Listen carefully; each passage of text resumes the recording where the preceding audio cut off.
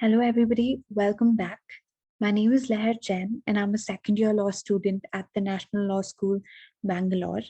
And today, on behalf of the CLAT Tutor Legal team, I will be covering the final part of Law of Torts, wherein we will discuss general defenses as well as India's contribution to the tort law jurisprudence across the world.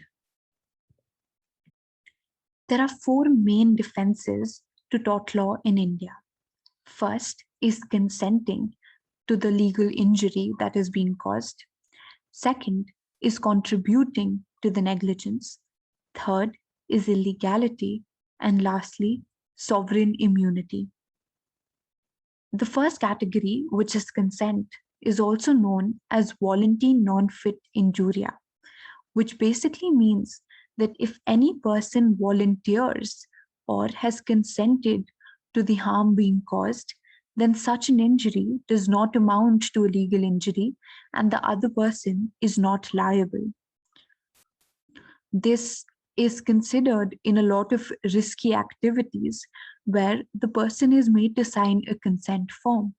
Or a simple example is when you go to watch a cricket match and let's say the ball is hit towards the crowd and injures a person. This is a case of voluntary non-fit injuria because this type of injury was consented to by the person who themselves went to watch the cricket match. Voluntary non-fit injuria is a complete defense, which means that no injury that arises out of this consent can amount to a legal injury. The second defense is the victim themselves contributing to the negligence that has been caused. If the victim themselves acts irresponsibly and contributes to their own harm, then this amounts to a defense to the tort of negligence. However, it must be noted that this is merely a partial defense, and to the extent that the harm was contributed, the damages may be reduced. However, the other part of damages must still need to be paid. The third defense is the defense of illegality, which is also known as ex turpi causa non oritur actio, which basically means that if the victim was themselves doing something that was illegal, and in such an illegal act, the act of nuisance was caused against the victim, then this does not reduce, then this extinguishes or reduces the defendant's liability.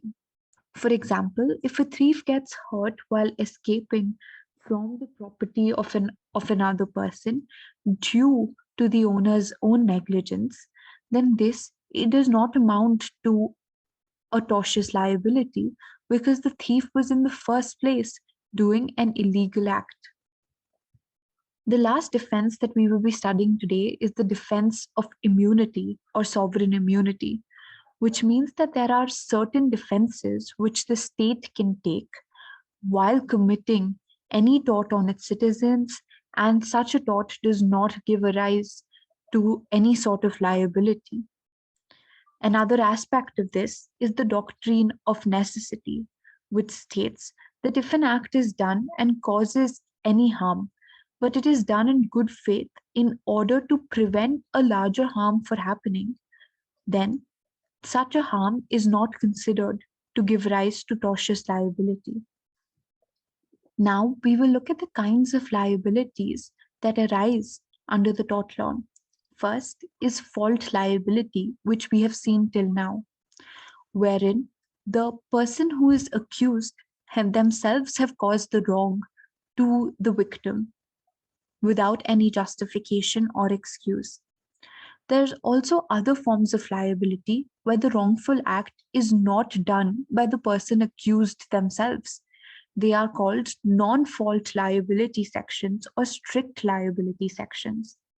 The last category is vicarious liability, where a subordinate or associate party does a wrongful act, but because a person is supervising or is the employer of such a person, then the employer bears the liability of such a wrong if it is done in the course of employment.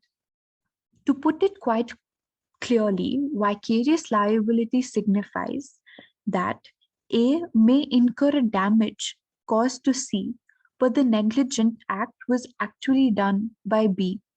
Hence, it actually is an exception to the rule of fault liability.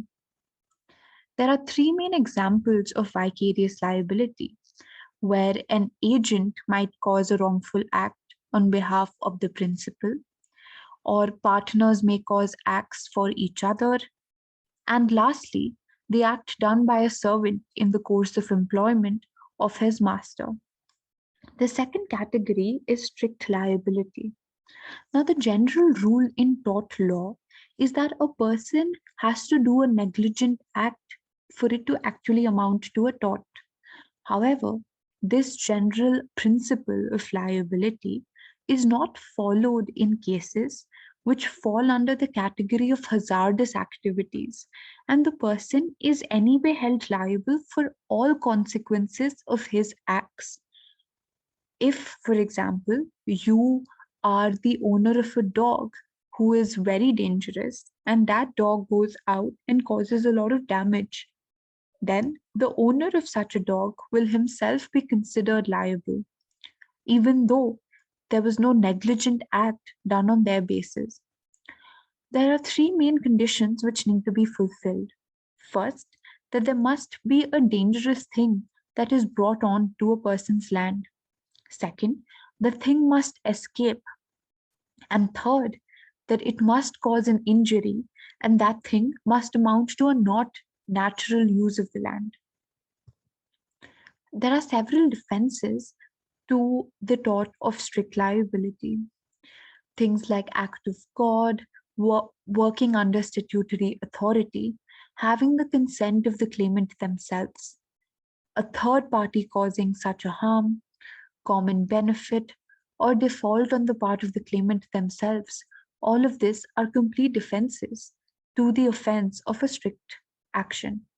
However, as most of you know, the Bhopal cash tragedy raised a lot of questions in the Indian jurisprudence, which gave rise to the principle of absolute liability, which is India's contribution to the jurisprudence on tort law in India and across the world.